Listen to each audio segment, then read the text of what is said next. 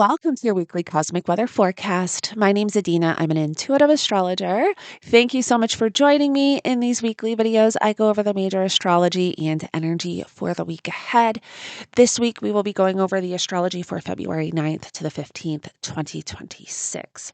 Now, don't forget to like, share, and subscribe if you align with my energy and enjoy my content. Let's get right into it because we have a lot to talk about. So we are officially in eclipse season now. You can feel the heaviness with the energies.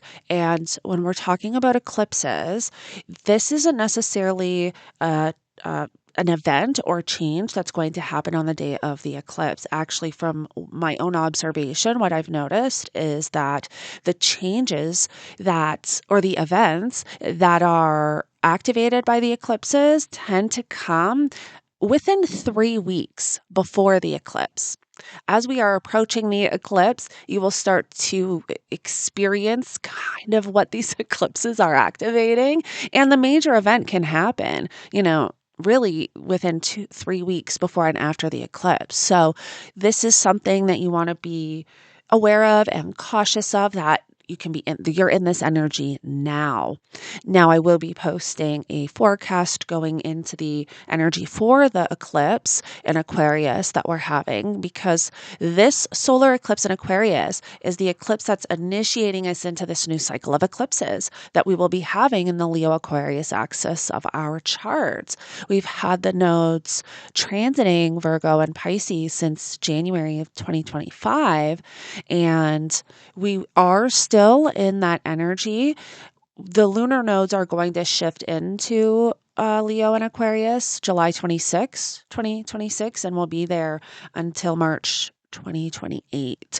But so even though we have the nodes making that shift in July, we don't have our final eclipse in Virgo until the beginning of 2027. But you will start to feel the closing out, the completion, the finalizing of the changes that have been taking place in this area of life, as we reach the end of the year. And then, these new changes that are going to be, activated and triggered and taking place in the Leo Aquarius areas of our life. And so this solar eclipse in Aquarius is very significant because that first eclipse shows us the story that is going to be playing out over the next 2 years. And again, this is something I've really observed with working with the nodes and the eclipses, is that whatever is triggered around the nodes and the eclipses, and whatever this cycle is going to activate for you, shows up with that first initial eclipse and gives you an idea of what that story is going to be for the next 2 years. And every 6 months, when we enter eclipse season, there is another event, there's another milestone, there's more change to that story. And so that's why this solar eclipse is just very significant, because we want to know, what we're going to be navigating in this area of life for the next 2 years. Now, we also had Mercury enter Pisces on February 6th, so back on Friday. So I did touch on this in the last weekly forecast, but I just wanted to touch on it briefly because Mercury is going to be here from February 6th to April 15th, because we have a Mercury retrograde in Pisces. Mercury is going to station retrograde on the 25th and will station direct on March 20th. So this is a long period for Mercury in Pisces, and Pisces is not really a sign that Mercury likes to be in. Mercury is at fall in Pisces because Mercury is the planet of logic and data and information, and how it rules our mind and communication, how we process information. And so being in a sign like Pisces, which is very, very fluid, it's about illusion, imagination, the dream realm, it's very hard to focus with Mercury in Pisces. And so having Mercury in Pisces, and especially if you have prominent Mercury energy in your birth chart, maybe if you are Gemini or Virgo rising, or have a lot of planets in Gemini or Virgo, you will feel this a lot more. So it is something we want to be, just cautious of and aware. We can experience brain fog. We can experience, lack of clarity, a lack of direction. It can be very hard to focus and really pay attention to details. So depending on what you do for work, it might be you may feel like you just have this continuous brain fog. And then once we have Mercury station retrograde, it's going to amp up because Mercury retrograde already activates that. Unless you are a natal Mercury retrograde person, then you are able to navigate these energies much differently. And actually, this is when you tend to um, be at your most creative point, from what I've realized, because I do have Mercury retrograde in my natal chart. And I've noticed that during Mercury retrogrades, this is a time where my creativity is off the wall and the intuitive downloads are off the wall. So it's a good time where I like to create a lot of content, like my courses or books, or do a lot of writing, is during the Mercury retrograde. And Mercury retrograde is also a really good time too to go back on things, to redo things. If you have let's say a course that you want to reconstructure, or that's not even a word, restructure. There we go. If you have a course you want to redo, add things to, take things out, Mercury retrogrades are great for that. They're great for, reevaluations and, changing things up, anything that has to really do with, reading, speaking, writing, and, stuff like that. And so I wanted to bring that up because, if you're feeling that lack of clarity and that brain fog, it is that Mercury and Pisces energy. And this week on the 10th, we have Venus entering Pisces. So we are entering this energy, and it really is such a significant shift from having a lot of personal planets in Aquarius to then shifting into Pisces. It's very different energy. So this is where we become a lot more emotional and sensitive, intuitive. Um, we do have to be careful of, our personal boundaries, because Venus in Pisces can be, yes, very creative and imaginative. It's a very romantic energy. It's a very compassionate energy. This is where you can approach of things, events, conversations with people from a more compassionate and understanding stance.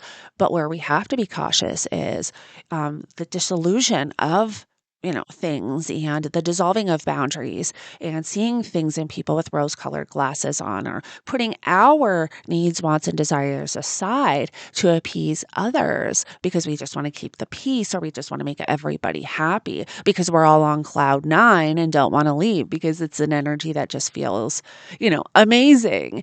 And Venus is exalted in Pisces, so she's a welcome guest in Pisces, right? This is like you being at your favorite destination for vacation. She loves being in Pisces, and this is going to be the first Venus in Pisces that we've had in a few years without Saturn, because on Friday, Saturn's going to enter Aries. So for the first few days, we have Venus in Pisces.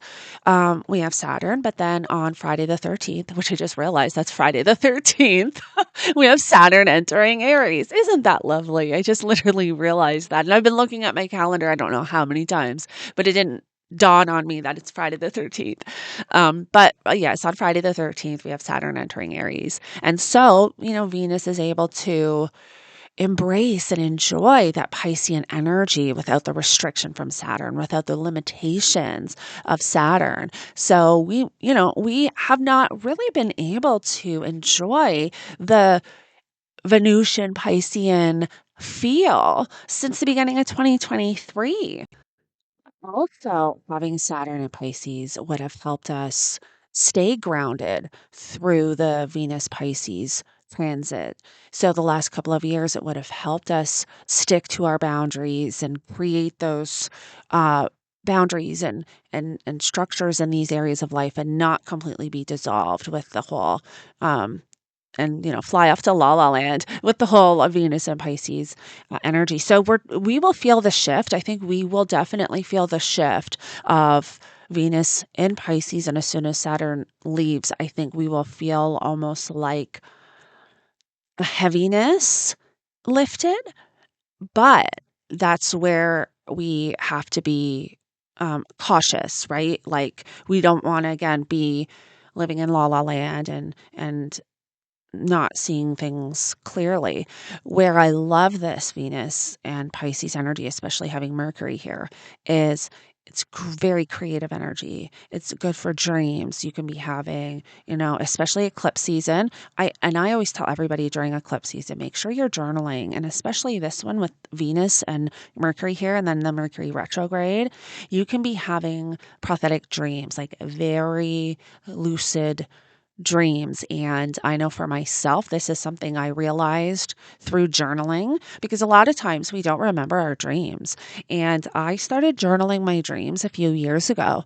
And I went back and looked at my journal last year and realized that in 2023 during eclipse season, I was having a dream that was basically what I was experiencing at that time. So 2 years prior, I went through a very intense situation last year and I dreamt about it 2 years prior and almost exactly about what I was going through.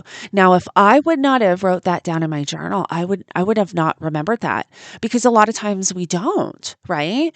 So I always tell my clients that to journal their dreams because this is how you really start to become aware of how effective and powerful your dreams are, especially during eclipse season. And so I love Venus and Pisces for creative projects and, really just a lot of spiritual and intuitive work. This is very spiritual energy, very intuitive energy. So working on that intuition muscle is great. This is, like I said, very compassionate, very romantic. So it's great for having those romantic connections and connecting on a powerful emotional level with your partner. It's very great for that. I love that. It's very artistic, great for any types of art. Again, where it becomes a little challenging is just having those rose colored glasses and wanting to stay in fantasy instead of reality. And another thing with this too is we have to remember Venus rules our needs, wants, desires, what we enjoy doing on a soul level, our love language as well. And so being in Pisces and this is only for those that, struggle with addiction and struggle with these types of things in their life, it can be amped up with Venus and Pisces. So it's another thing to just be aware of. If you struggle with any forms of addiction, whether it's gambling, drugs, alcohol, which is actually ruled by Pisces, this is where that can be amped up. So be cautious of that. Make sure you I find when we're aware of these energies, we can navigate them a lot better with more clarity and intention. And that's the thing. We want to be very intentional with these energies, even though it can be very positive. And that's like all astrology, all signs, all signs, all planets. They have the negative and the positive energies, right? The light and the dark, the light and the shadow. But when we are working with them intentionally is how we manifest, how we utilize the energies in a more constructive, positive way. And another thing I just want to say too with this energy that I've noticed is deception, especially with Mercury here and Mercury retrograde. And this is only for people that are prone to having issues with truth. If you are someone or know someone in your life that has issues telling the truth or is prone to deception, this is where that can amp up. This energy just doesn't make people lie out of nowhere. No, that is not the case. But what it does do is it influences those who already struggle in that department. So if you have someone in your life that already bends the truth or is a bit deceptive, then that can, amp up a little bit. So that's something to be cautious of. This is also too when secrets can be revealed. We can discover things that are hidden, especially during that Mercury retrograde. There could be, a lot coming to the forefront that was hidden behind the scenes. There could be a lot of secrets revealed. And I've also noticed that with the Venus and Pisces energies, especially to not having Saturn here, this energy is so sensitive. It's very emotional, very spiritual, very intuitive. It makes us more sensitive. We become a lot more sensitive to hurtful words and hurtful things being done. It's like the wounds cut a lot deeper with Venus and Pisces. You can be more sensitive to the energies around you. You can pick up on others' energies and be more affected by other people's energies. You can be more influenced. You can pick up on negativity a lot more. So it's another thing to be cautious of and just be mindful of who you have around you and make sure you are protecting yourself energetically. You may feel that going out in public during this time, it's very like energetically depleting. Wednesday, we're going to have Mercury enter pre-shadow. So I've already mentioned that we're going to have a Mercury retrograde on the 25th of February. Mercury is going to station retrograde at 22 degrees of Pisces and move back to 8 degrees of Pisces. So you want to check your natal chart to see if you have any personal planets or points within these degree points, because this Mercury retrograde will be working with you more personally.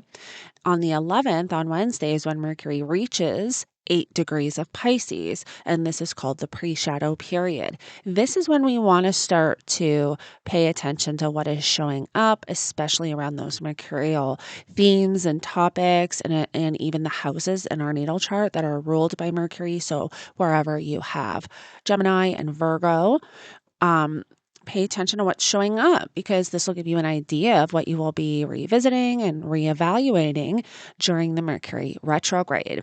You may receive, something in the mail. This can look like a conversation with somebody that stands out. Whatever excuse me, whatever is showing up that feels more prominent, that's sticking out to you, that can also give you an idea of, what that is, what you could be revisiting.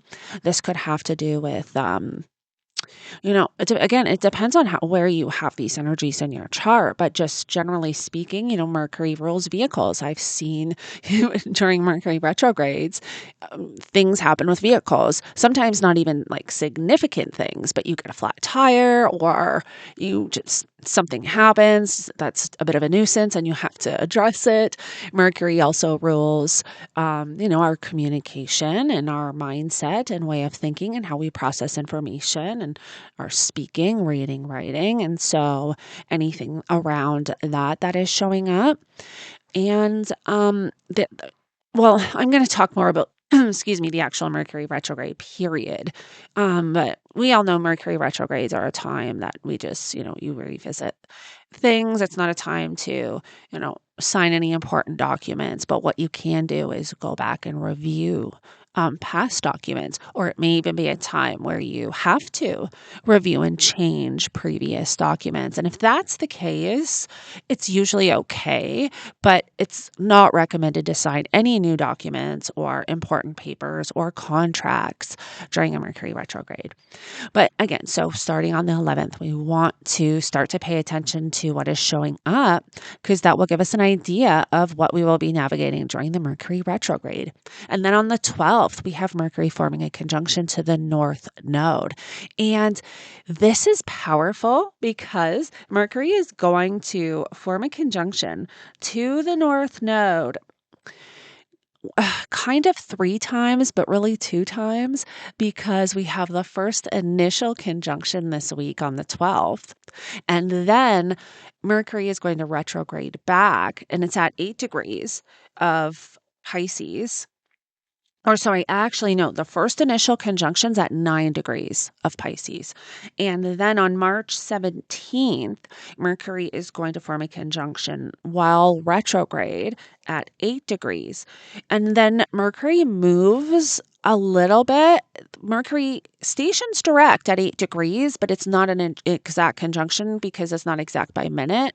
But then on the 23rd, it's that exact conjunction again. So it's stations on top of the North Node, which again is very powerful. But then it's like it's on the North Node, it's at that 8 degrees, but then a few days later it comes exact again by minute. So there's major activations with the North Node, especially with Mercury, because we have those 3 conjunctions. And whatever is brought up on the 12th will give you an idea of what you will be revisiting once we get into March, around March 20th, because that's kind of when we have those next conjunctions. And this can be, something shifting. This could be like being thrown into something. This could be a huge mental shift. This can be significant change. And again, it could have to do with what you've already been navigating the last year with the North Node in Pisces. But whatever is brought up on the 12th, whatever is brought up this week, um, you could be reevaluating it, you know, trying to see, is this in alignment with me? Which choice you want to make, which direction do you want to go in? And then when we have that next conjunction, then it's like, boom, and it can come suddenly. And again, it's because Mercury is sitting on that North Node for so long, there could be a contemplation period. There could be a powerful shift. This can even show up as literally being thrown into something, or a powerful door opening, a major opportunity. So again, we want to be mindful and, well, not necessarily mindful, but we want to be aware this week of what's showing up, because it's definitely going to give us an idea of what that can look like for us. And next week, we have Venus forming a conjunction to the North Node. When we have the solar eclipse in Aquarius, we have the solar eclipse in Aquarius on the 17th on Tuesday, and then a couple hours later, Venus connects to the North Node exact. And that's extremely powerful, because we have this powerful Venus, which is dispositing Uranus, which is the co-ruler of Aquarius, the modern ruler of Aquarius, of the solar eclipse, forming a conjunction to the North Node. So this is literally being thrown into change and a new path completely out of the blue. That could be very sudden, very disruptive, very groundbreaking, and even too like extremely unpredictable. When we're talking about Uranus energy, it's whatever we think it's going to be, it's usually not. And the interesting thing, which I'm going to talk about in the solar eclipse forecast, is this will be the first and the only eclipse we'll have in Aquarius over this 2-year cycle with Uranus and Taurus, which is going to shift the energy, because Taurus is a very grounding, stable energy, right? It's an earth sign.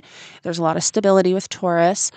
And so that having Uranus and Taurus, this first eclipse, will help us a little bit stay a bit grounded and keep our feet on the ground. However, once Uranus enters Gemini, that energy changes significantly and quickly.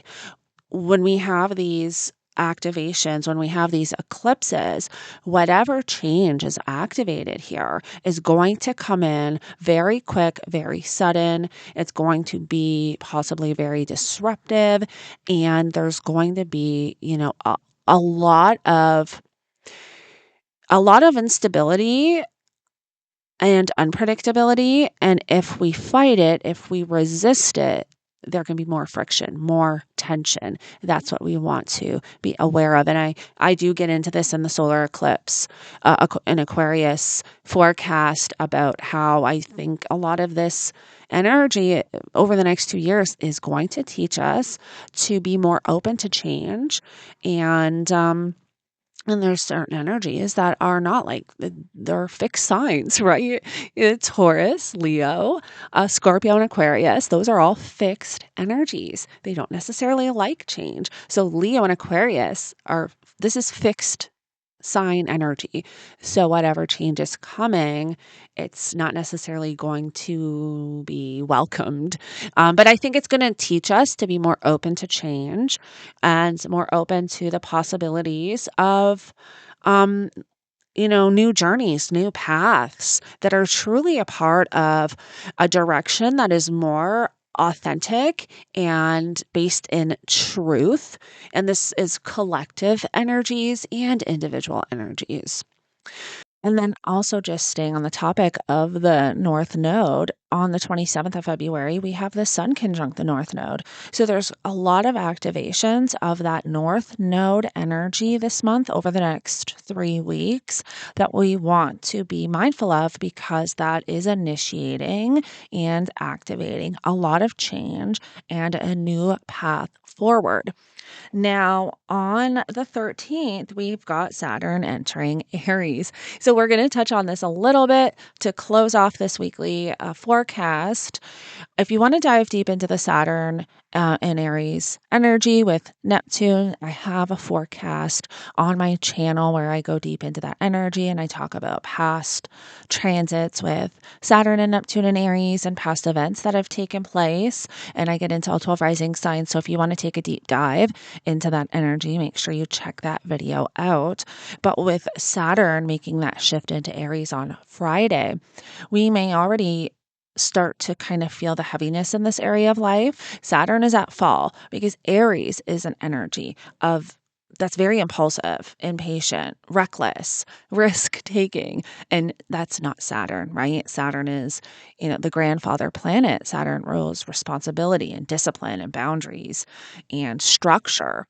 And Saturn can bring limitation, delays, and life lessons. So is Saturn going to discipline Aries and bring some life lessons to Aries? Or is Aries going to overpower this Saturnian energy because Saturn is at fall and make it challenging to create boundaries and discipline in this area of life and create more challenges in this area of life? And I think it'll be a mixed bag. I think it'll show up for all of us a little bit differently. But this is where we will, again, it's here for 2 years. We have Saturn here till the beginning of 2028. I actually think Saturn, April 13th, 2028 is when Saturn shifts into Taurus. And so, the Aries is a very action-oriented energy. Aries is all about, it's very quick. It's very sudden. It is taking action. It's acting before thinking, speaking before thinking, and it's not a very responsible energy. It's, it's very impulsive. It is moving in a direction too quickly, and maybe having Saturn here will trigger, almost activate this energy of, if we do act too quickly in a certain area of our life, or if we move too fast, is there going to be repercussions? Is Saturn going to slap us on the hand? Is there going to be, hard life lessons? And I think it's all of the above. I think it's going to show up for all of us differently. And I also think that we could each have our own mixed bag with it, where Saturn can help us create boundaries and stability in this area of life. But then also, when we're moving too quick, slap us on the hand and say, no, you're not cutting corners. Here's a life lesson for you. So it's going to be interesting. And then, of course, collectively, we're going to see massive changes, especially with Neptune here. There's a lot around like war, and Aries is that sign of individuality. It is about a shift in identity and the identity of countries, the identity of leadership, and what that means. There's going to be a shift in just identity, period, for all of us in some way, which is showing up significant for Aries individuals or people with prominent Aries energy. But I believe all of us will be going through some form of rebirth and reset, which I talk about this in some way. And whether this has to do with us as a person, an individual, or who we are out in the world, our career, how we parent, how we approach life, it can show up in many ways in different areas of our life. And it's going to be a reset and a rebirth, along with all the other coinciding energies. And that's why I've really been talking so much about how we are stepping into this path that is more in alignment with who we are now and more in alignment with our future self, one that is more authentic, more based on truth. I believe a lot too with this eclipses in Aquarius is going to initiate change around societal norms where people are no longer going to act or speak in ways to fit into a box, to feel accepted, to be accepted, and live more authentically and truthful to who they are. And I think we will start to see that now shift and will be more effective and prominent as we move through the years, especially the next 2 years, where people are not going to care anymore if they are accepted by society or, groups of people that they're connected to. There's going to be major shifts here. And I think it's amazing. I think that nobody should be afraid of being true to themselves and living authentically, as long as you're, of course, not hurting anybody, right? You always want to be living in alignment with love and the universe and universal energies and high frequencies. And we all, go off our path, detour from our path once in a while. But as long as our goal is to remain in this energy and path of moving forward and of personal evolution and personal growth on all levels, then yeah, I think we all should be living authentically and not scared to that we're not going to be accepted or scared of approval. And I think we will see this change a lot over the next 2 years. But again, I think it's going to really show up this month in certain areas of the world. I think we'll start to see this with the collective changes. All right. Well, I hope that this helps you navigate the energy for the week ahead. Oh, and one more thing. On Sunday is when we will have the moon shift into Aquarius. So once we get to Sunday, we will start to really feel that buildup of the solar eclipse. Now, I am half done my solar eclipse forecast. I'm finishing it as soon as I'm done this weekly cosmic weather energy forecast. And so I will have this post that I will have, well, this weekly forecast will be posted like right away, but I will either be posting the solar eclipse forecast later on today or tomorrow, which again is the 8th or 9th of February if you're watching this in the future. All right. Well, thank you all so much for joining me. I love connecting with all of you. Let me know in the comments below if you have any questions about the energy or the astrology. And don't forget to like, share, and subscribe if you align with my energy and enjoy my content. And I will connect with you in the next one.